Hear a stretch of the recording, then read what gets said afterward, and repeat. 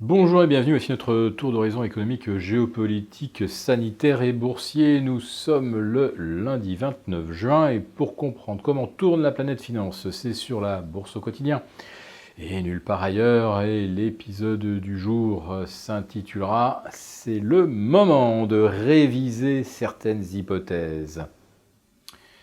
Alors l'une d'elles, et qui était en quelque sorte un des moteurs de la confiance de Wall Street, c'était la réélection de Donald Trump.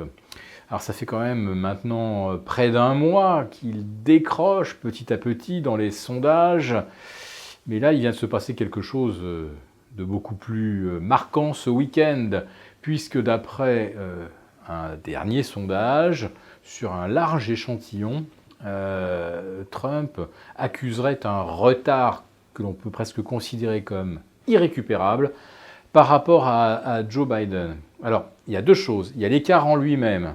L'écart entre Joe Biden et Donald Trump est de 11 points. Donc ça fait partie de ce genre d'écart qu'aucun candidat n'a jamais réussi à remonter historiquement. Mais bon, c'est vrai que l'année 2020 est un peu particulière et qu'on en a vu des cas de figure inédits.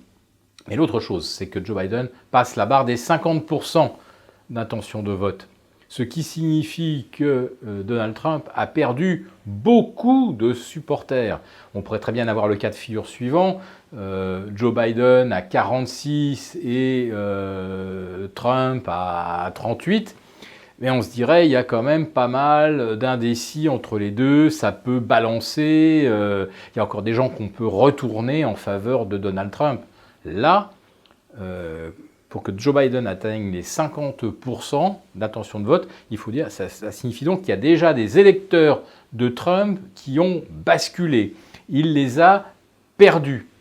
Alors, peut-être a-t-il perdu effectivement ceux des bassins miniers, notamment de charbon ou de shale oil, à qui il avait promis un nouvel âge d'or. On apprend aujourd'hui, par exemple, la faillite de Chesapeake.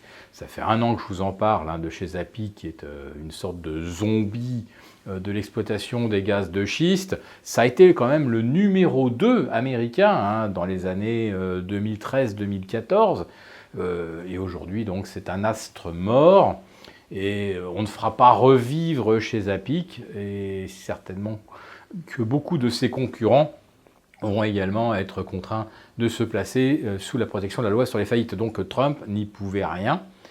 N'empêche que là, c'est tout un secteur auquel Trump avait promis sa protection, en quelque sorte son soutien, et qui est en train sérieusement de plonger. Alors le charbonnage, bon, vous savez ce qu'il en est. On n'a pas remis une mine de charbon en service. Et puis en ce qui concerne l'industrie, eh bien, les bons emplois ne sont pas revenus vers les États-Unis.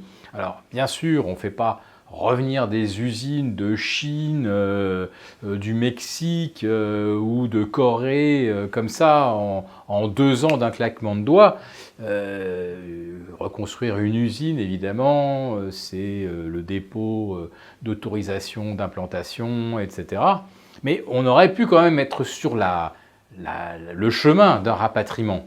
Or, pour l'instant, à part quelques productions très très pointues et extrêmement automatisées, donc très peu créatrices d'emplois, Trump n'a pas ramené les bons jobs sur le sol américain. Et puis il y a surtout une hypocrisie fantastique, rappelez-vous, de Trump face à ses principaux concurrents, aussi bien républicains que démocrates, expliquant que vous êtes tous des menteurs, vous nous dites qu'il y a 5% de taux de chômage, moi je connais les vrais chiffres, il y a 10 millions d'Américains au moins qui sont sans emploi, et moi je vais leur en redonner du boulot, je vais être le président qui aura créé le plus d'emplois de toute l'histoire des États-Unis. Vous vous rappelez quand même de ses propres mots.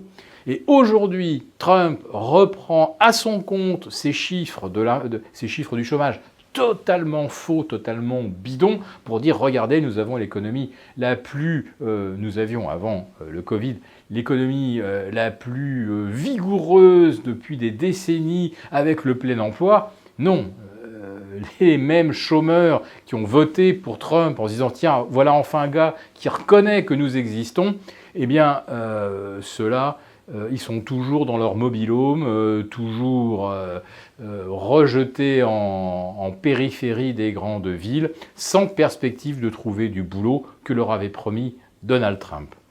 Donc pour l'instant, Wall Street n'a pas du tout pris en compte l'hypothèse d'une défaite de Donald Trump. Et je ne parle même pas de la seconde vague ou de la vague 1 bis de Covid qui risque également d'impacter fortement les marchés. Donc je crois oui que c'est vraiment le moment de réviser les hypothèses et les stratégies. Et c'est ce que nous faisons dans notre lettre confidentielle de ce mois de juillet avec cette fois-ci de nouvelles prises de position.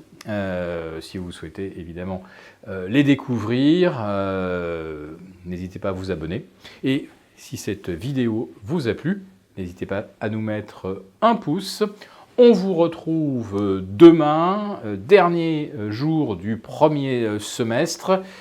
Donc d'ici demain, les indices vont peut-être être maintenus figés en l'état, mais à partir de mercredi, attention à la révision des hypothèses.